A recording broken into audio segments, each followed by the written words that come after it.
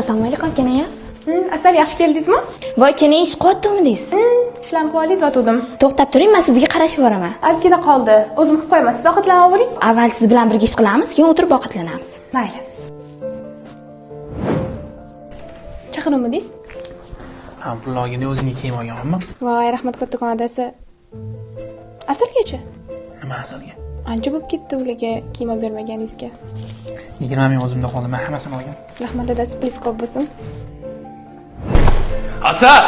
Tinchlikmi adasi? Tinchlik emas, Asal qani?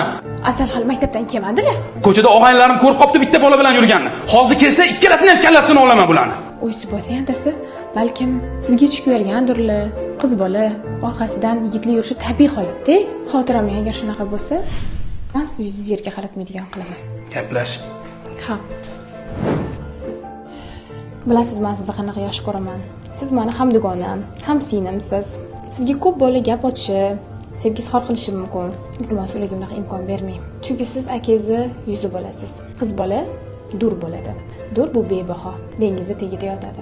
Dengiz ustiga suv ostidan axlatlar chiqadi. Siz o'zingizni suv ustiga chiqarib qo'ymang. Dur egasi kelib uni olib ketmaguncha, dur o'zini ehtiyot qilishi kerak.